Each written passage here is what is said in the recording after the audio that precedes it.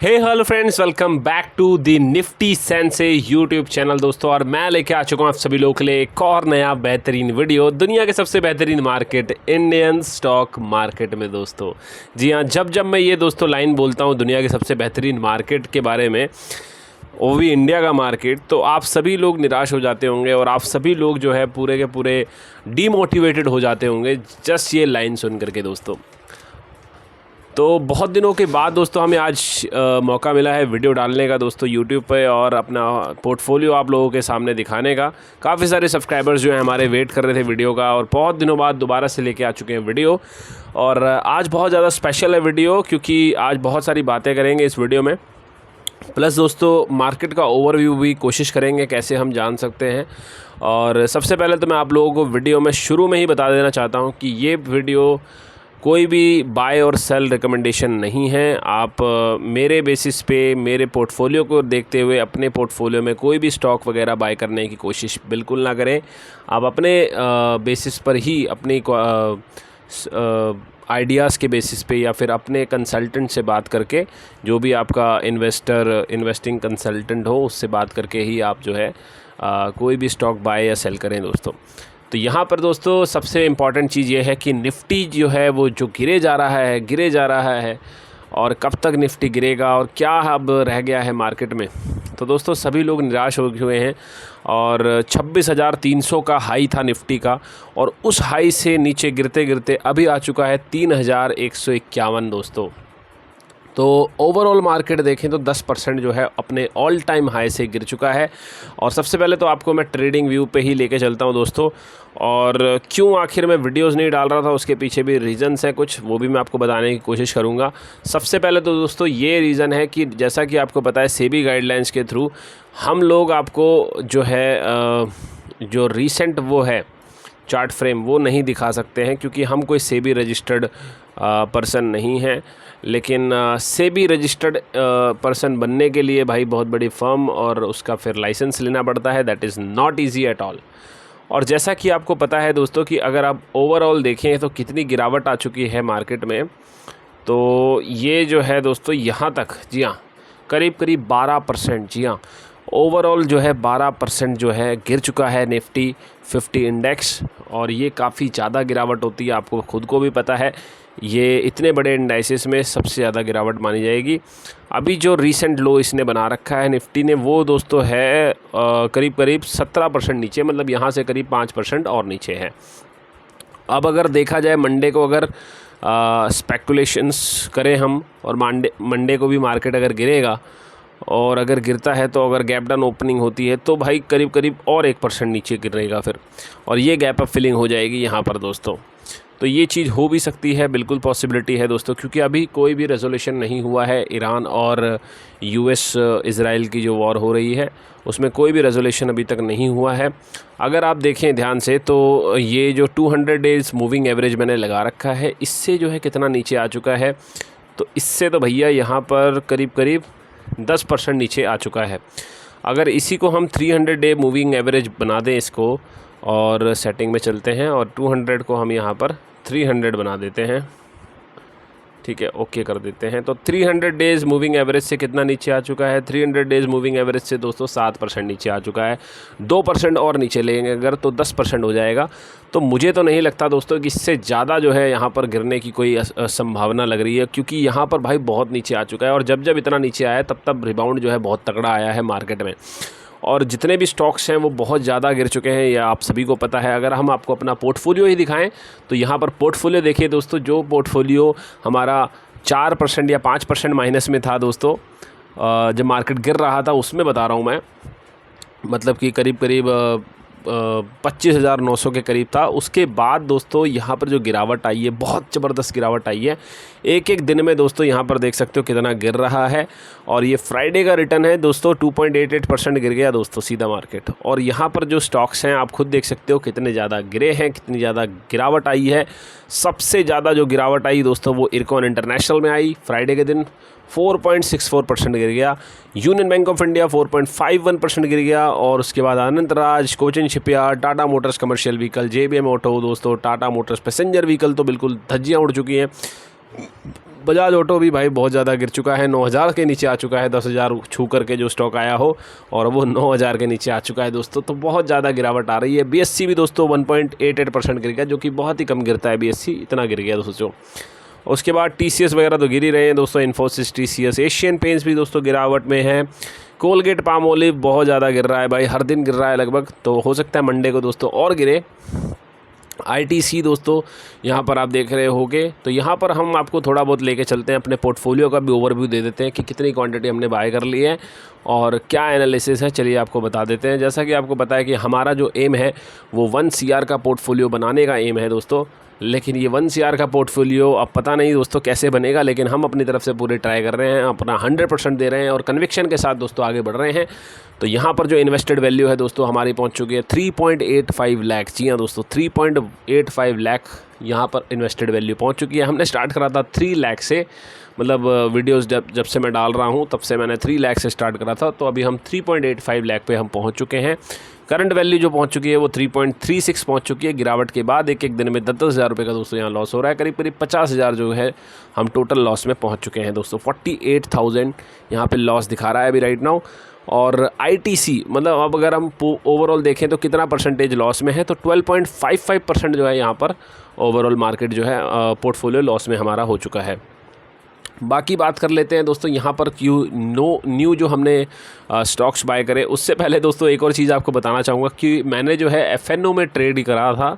जी हाँ बिल्कुल, FNO में मैंने ट्रेड करा था। तो FNO के ट्रेड की वजह से भी दोस्तों मेरे को काफ़ी नुकसान हुआ, और वो नुकसान नहीं होता अगर मैंने उसको सेल ना करा होता। मेरी एक्सपायरी थी दोस्तों वो ट्यूसडे की थी। निफ्टी 50 का मैंने जो है ऑप्शंस पुट मैंने जो है बाय करा था, तो मैंने जो है उसको होल्ड नहीं करा और मैंने फ्राइडे को ही फ्रस्ट्रेशन में सेल कर दिया। और मैंने करीब 65 एक लॉट बाय करा था 65 का, और वो उस पर मेरे को करीब 8,000 का लॉस चल रहा था। और अगर मैं फ्राइडे को उसे सेल नहीं करता दोस्तों तो मैं मंडे को जो है दोस्तों प्रॉफिट में बेचता उसे, लेकिन मैंने 8,000 के लॉस में बेचा। तो करीब मेरे को जो है अपनी जेब से जो है 3-4 दिन मैंने FNO करा, उस वजह से दोस्तों काफ़ी ज़्यादा लॉस हुआ दोस्तों। इस वजह से करीब 5 से 6 हज़ार रुपये दोस्तों मैंने अपना कैपिटल खो दिया है। 5 से 6 हज़ार रुपये, क्योंकि जो प्रॉफिट हुआ था वो उसको गिनाया, अपनी जेब से 5-6 हज़ार गया है। बाकी तो ओवरऑल देखें तो भाई 8 से 9 हज़ार रुपये लॉस हो गया। तो ये तगड़ा FNO ने मेरे को झटका दिया। इस वजह से दोस्तों काफ़ी ज़्यादा मैं कहूँगा कि वो 8,000 रुपये अगर मैंने यहीं पे इन्वेस्ट कर देता तो काफ़ी अच्छे शेयर्स ही बाय कर लेते हैं हम उसमें। लेकिन कोई बात नहीं दोस्तों, यही तो FNO का फ़ायदा है कि पहले वो लालच देता है FNO, उसके बाद दोस्तों उसमें एक्सट्रीम लॉसेस का सामना करना पड़ता है। तो मैं रिकमेंड करूँगा कि भाई FNO ना ही करो, क्योंकि बहुत ही ज़्यादा रिस्की है दोस्तों प्लेटफॉर्म। और यहाँ पर दोस्तों ITC को भी हमने बाय कर लिया है। जी हाँ, ITC को एवरेज प्राइस जो है वो 310 है, 41 शेयर्स बाय करे हैं और अब जो है 3% गिर चुका है। 310 से भी 3% डाउन है। कोलगेट पामोलिव दोस्तों बहुत भयंकर गिरावट आई कोलगेट पामोलिव में, और अब जो है 12.87% पे है। एक शेयर और ऐड कर दिया हमने, और अब जो एवरेज प्राइस है वो 2246 रुपये पहुँच चुका है। अब हमारी कोशिश रहेगी कि कोलगेट पामोलिव अगर नीचे आता भी है तो हम इसको कहाँ बाय कर सकते हैं, क्या लेवल्स निकल रहे हैं, क्योंकि कोलगेट पामोलिव जो है एक अच्छा शेयर है और अभी बहुत ज़्यादा एक्सट्रीम गिरावट आ चुकी है इसकी। अब जो ये लेवल्स जो हैं दोस्तों वो क्लियर हैं। अगर यहाँ से रिलीज़ होगा तो ये जो लेवल है दोस्तों, यहाँ पे जो इसने ब्रेकआउट दिया था, ये जो ब्रेकआउट है दोस्तों यहाँ से देख सकते हो आप, ये ब्रेकआउट हुआ था यहाँ पे, तो ये एक सपोर्ट ज़ोन बन सकता है। सपोर्ट ज़ोन है 1828 का। तो करीब यहाँ पे अगर ये स्टॉक आता है, कितना गिरावट है मतलब यहाँ से अगर देखा जाए तो 1957 से 18, तो मतलब भाई 6% अगर और नीचे आता है तो एक बाइंग जोन आ जाएगा दोस्तों। बाइंग करने का पूरा चांस होगा हमारा। तो 2 क्वांटिटी और ऐड करेंगे अगर कोलगेट पामोलिव 6% और गिरता है तो। अदरवाइज़ कोलगेट पामोलिव में कोई बाइंग अभी हम नहीं करने वाले हैं, क्योंकि ऑलरेडी हम 8 स्टॉक्स लेके बैठे हुए हैं कोलगेट पामोलिव के। ठीक है, 12% लॉस में है। एशियन पेंट्स की बात कर लेते हैं। एशियन पेंट्स दोस्तों इसमें भी हमने क्वांटिटी ऐड करी है, 1 क्वांटिटी, और अब जो एवरेज प्राइस है 2326 है, लेकिन अभी राइट नाउ करंट प्राइस जो चल रहा है वो 2196 चल रहा है दोस्तों। TCS भैया इसका तो मैं कुछ कह ही नहीं सकता, इसमें तो मैं कोई क्वांटिटी ऐड नहीं कर रहा हूँ, ना ही कोई क्वांटिटी मैं यहाँ पे सेल कर रहा हूँ। इसको सिर्फ और सिर्फ हम ये समझ सकते हैं कि लॉन्ग टर्म, मतलब कि करीब 10 साल के लिए TCS को रख लिया है दोस्तों यहाँ पर हमने, इन्फोसिस और TCS। इसमें कोई बाइंग सेलिंग हम नहीं करने वाले हैं। सबसे अच्छी बात ये हुई थी दोस्तों कि इन्फोसिस को हमने जो है बाईबैक में जो है सेल कर दिया था, तो बाईबैक में वो 2 शेयर्स बिक गए थे। अच्छा हुआ 1800 के प्राइस पे। अभी लेकिन जो करंट प्राइस चल रहा है वो आप देख सकते हो 1248 का चल रहा है, लेकिन एवरेज प्राइस जो है वो 1585 है दोस्तों, बहुत ऊपर है। 21% लॉस में इन्फोसिस में, और TCS में दोस्तों 27% लॉस में। बजाज हाउसिंग फाइनेंस बहुत इंपॉर्टेंट स्टॉक है दोस्तों ये हमारे पोर्टफोलियो का अब, क्योंकि इसमें जो हमने स्ट्रैटेजी बनाई थी वो बहुत ही क्लियर थी, लेकिन अब स्ट्रैटेजी जो है वो काम नहीं आ रही है, खुद देख सकते हो आप। अभी जो स्टॉक प्राइस है वो करीब 16.28% हम यहाँ पर जो है नीचे आ चुके हैं बजाज हाउसिंग फाइनेंस में। जो स्ट्रैटेजी है वो बिल्कुल क्लियर है कि 80 के प्राइस पे जैसे ही आएगा, इसमें हम 20 क्वांटिटी ऐड करने की सोच रहे हैं। 20 क्वांटिटी का प्राइस जो बनता है वो दोस्तों 8 दूनी 16 होता है, तो मतलब 1600 रुपये करीब जो है लगेंगे बजाज हाउसिंग फाइनेंस के 20 शेयर्स बाय करने में दोस्तों, 80 के लेवल पे दोस्तों। तो ये है प्लानिंग। बाकी BSC दोस्तों ये काफ़ी इंपॉर्टेंट स्टॉक है हमारे उसमें, तो BSC में भी दोस्तों हमने काफ़ी ज़्यादा जो है बाइंग करी, और अभी जो हमारे पूरे पोर्टफोलियो में प्रॉफिट में बैठा है वो भाई BSC ही है, और बजाज ऑटो है। बजाज ऑटो में दोस्तों हमने खुद जानते हो आप कितना लॉस हमने यहाँ पर देख लिया है, 13-14% जो है प्लस में था, अब सिर्फ और सिर्फ 1% प्लस में रह गया है दोस्तों, इतना बजाज ऑटो गिर गया है। HCL की बात करें तो HCL भी गिरावट में भाई जारी है। HCL में 18% लॉस में बैठे हैं हम। Tata Motors passenger vehicle 45.79% loss में दोस्तों, बहुत गिरावट है, बहुत गिरावट है भाई, मतलब रोना आ गया है। इतना पैसा जो है यहाँ पर पानी हो गया है बिल्कुल। 175 शेयर्स दोस्तों यहाँ पर होल्ड कर लिया है अब हमने, 5 शेयर और बाय करे मैंने फ्राइडे को, तो यहाँ पे बाइंग जो है हम पूरी कोशिश कर रहे हैं बाइंग करने की। JBM ऑटो की बात कर लेते हैं। JBM ऑटो दोस्तों 494 पे पहुँच चुका है, और हमने बाइंग करी हुई है 561 के लेवल पे दोस्तों। 28 शेयर दोस्तों यहाँ पर हमारे पास होल्ड हैं, अभी और ऐड करने की सोचेंगे दोस्तों इसमें अगर पैसा बचता है तो। टाटा मोटर्स कमर्शियल व्हीकल दोस्तों ये भी भाई इतना बढ़िया स्टॉक, और ये भी दोस्तों गिरे ही जा रहा है, गिरे ही जा रहा है, गिरे ही जा रहा है। इतने प्यारे स्टॉक्स भी दोस्तों अब गिर रहे हैं। कोचिन शिपयार्ड की बात करें तो कोचिन शिपयार्ड भी दोस्तों काफ़ी अच्छा गिरावट में है, और अब जो है ये कोचिन शिपयार्ड 18% लॉस में हम पहुंच चुके हैं। आनंदराज दोस्तों 14% लॉस में, इसको हमने बाय करा था दोस्तों, और काफ़ी भयंकर गिरावट आ रही है दोस्तों यहाँ पर आनंदराज में भी। बाकी यूनियन बैंक ऑफ इंडिया भी दोस्तों बहुत ज़्यादा गिर चुका है। यूनियन बैंक ऑफ इंडिया की भी एक बार हम देख लेते हैं क्या लेवल्स निकलते हैं यूनियन बैंक ऑफ इंडिया के। यूनियन बैंक ऑफ इंडिया दोस्तों जो लेवल पे आ रहा है वो बहुत इंपॉर्टेंट लेवल होगा, क्योंकि 172 का जो लेवल है ये ब्रेकआउट जोन है दोस्तों। यहाँ पर तो बाइंग मेरे हिसाब से करनी चाहिए, क्योंकि कहीं ना कहीं जो ऑल टाइम हाई लगाया है यूनियन बैंक ने उससे ये करीब 15% नीचे है अभी, और इससे ज़्यादा नीचे आने की कोई मतलब नहीं है दोस्तों, क्योंकि यहाँ से फिर ये नेगेटिव हो जाएगा। तो यहाँ पे दोस्तों बाइंग जोन बन रहा है वैसे तो यूनियन बैंक का, ठीक है। 205 का हाई लगा के नीचे आ रहा है, और काफ़ी अच्छा जोन है दोस्तों ये यूनियन बैंक का कहीं ना कहीं। ओवरऑल ऑल टाइम हाई जो है दोस्तों यहाँ पर यूनियन बैंक का 425 है। बहुत ही अच्छी भाई यहाँ पर स्टॉक्स जो हैं सस्ते हो चुके हैं, बहुत ही ज़्यादा गिरावट आ चुकी है, और निफ्टी 50 तो बस गिर रहा है दोस्तों, यही हो रहा है दोस्तों निफ्टी 50 में। और अभी जो लेवल्स हैं निफ्टी 50 के मैंने बता ही दिए आपको, वो लेवल्स बहुत ही भयंकर हैं दोस्तों। वॉच लिस्ट में चलें एक बार दोस्तों, तो कौन कौन से स्टॉक्स हैं जिनमें हम यहाँ पर पोजीशंस जो हैं देख सकते हैं और बना भी सकते हैं। तो भाई पोजीशंस की बात करें तो अभी हम हैं यहाँ बाइंग जोन में, तो बाइंग वॉच लिस्ट में आप अगर देखें तो हमारे पास बहुत प्यारे प्यारे स्टॉक्स थे। एक बार मैं आपको लेके चलता हूँ ट्रांसपोर्ट में, जिसमें फोर्स मोटर्स पे हम नज़र मराने थे। तो भैया फोर्स मोटर्स भी दोस्तों गिरा, 6.1% पे गिर गया। एक बार आप देख लेते हैं, हम फ्राइडे को 6.1% गिरा है फोर्स मोटर्स लिमिटेड दोस्तों। ये काफ़ी प्यारा स्टॉक है, और ये भागता है दोस्तों, बहुत ही ज़्यादा भागता है ये स्टॉक।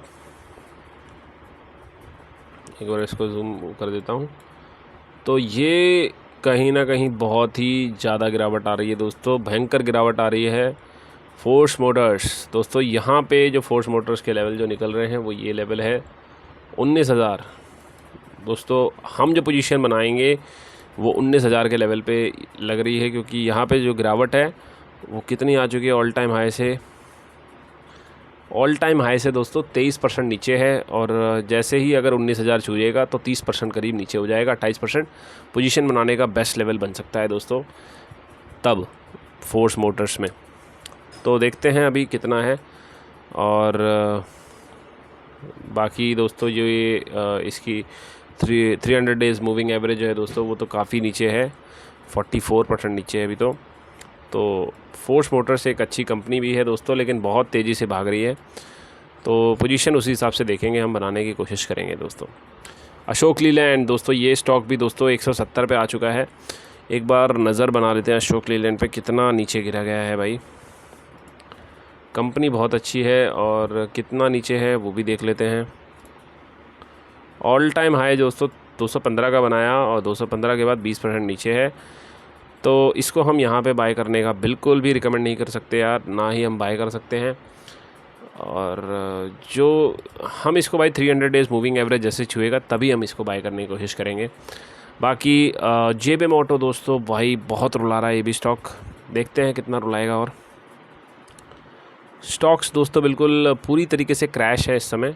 और रेलवे में दोस्तों हमने सोचे थे पहले स्टॉक्स बाय करने की, रेलवे के स्टॉक्स भी बहुत ही ज़्यादा पिट चुके हैं।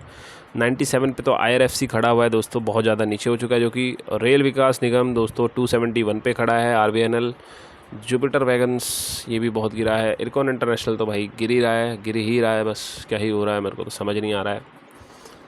ठीक है, बैंकिंग में दोस्तों हमने नज़र बनाई थी, जैसा कि मैंने आपको पहले भी बताया था कि बैंकिंग में हमारे पास पंजाब एंड सिंध बैंक है, और पंजाब एंड सिंध बैंक इस पे हम नज़र बना रहे थे बहुत दिनों से। PSB चले देख लेते हैं। PSB बैंक दोस्तों जो इसका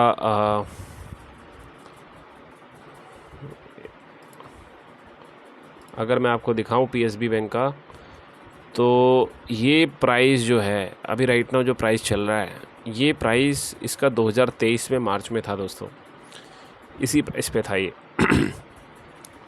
और उसके बाद 2023 मार्च में फिर इसने हाई लगाया सीधा 76 रुपये का दोस्तों, जब PSU बैंक में बहुत ज़्यादा तेज़ियाँ आई। और जो यहाँ पर जो सपोर्ट आ रहा है, अगर इस लेवल को तोड़ देता है ये, तो दोस्तों फिर 20 है, 20 पे बना सकता है। और ये 13 रुपये का जो लेवल है दोस्तों, सबसे बेस्ट लेवल मैं कहूँगा ये है 13 रुपये पे। इतना तो मुश्किल ही है कि गिर जाए भाई PSB bank, Punjab and Sind bank, लेकिन अगर इतने सस्ते वैल्यूएशंस हो जाएं तो भाई ये स्टॉक बेस्ट हैं, क्योंकि इनमें तो पोजीशन बनाना बिल्कुल बनता है। सस्ते स्टॉक्स हो जाएंगे, इसमें एक क्वांटिटी जो है वो भी 1000 क्वांटिटी 13,000 रुपये की आ जाएगी। लेकिन इतने कम मेरे को तो नहीं लगता इतने कम होंगे दोस्तों ये स्टॉक्स। लेकिन होते हैं तो बहुत अच्छी बात होगी दोस्तों। पोजीशंस बहुत ही ज़्यादा रफ़ हैं दोस्तों यहाँ पर। और साउथ इंडियन बैंक भी दोस्तों काफ़ी नीचे आ रहा है। और जो हमने स्टॉक बेचा था दोस्तों आईचर मोटर्स, आप सभी को पता होना चाहिए, आईचर मोटर्स जो है अब 6741 के लेवल पे आ चुका है, मतलब 6741 के लेवल पे आ चुका है। बहुत नीचे आ चुका है, काफ़ी ज़्यादा नीचे आ चुका है। अब इसके जो लेवल्स हैं 6000 है, 6000 के लेवल पे हम कोशिश कर सकते हैं 1-2 स्टॉक्स इसके बाय कर लें दोबारा से, लेकिन अभी तो कोई पैसा ही नहीं बच रहा है दोस्तों बाय करने के लिए। तो ये है दोस्तों ओवरऑल स्टॉक्स का हाल, बहुत ही ज़्यादा बेहाल है सभी हाल। और यही है दोस्तों अभी तक का ओवरऑल पोर्टफोलियो ओवरव्यू। आप सभी को पता है कि मार्केट किस तरीके से चल रहा है। बहुत दिनों बाद हमने वीडियो डाला, उसके लिए मैं माफ़ी चाहूँगा, क्योंकि सेबी की गाइडलाइंस को हम सोच रहे हैं अब फॉलो करें दोस्तों, क्योंकि वो ज़रूरी है। और हमें जो है, हम कोई रजिस्टर्ड वो नहीं है, इसलिए मैं आपको हमेशा बोलता हूँ कि मेरी कोई बाय और सेल रिकमेंडेशन नहीं है आपको। आप लोग जो भी देखें अपने बेसिस पे ही बाय और सेल करें।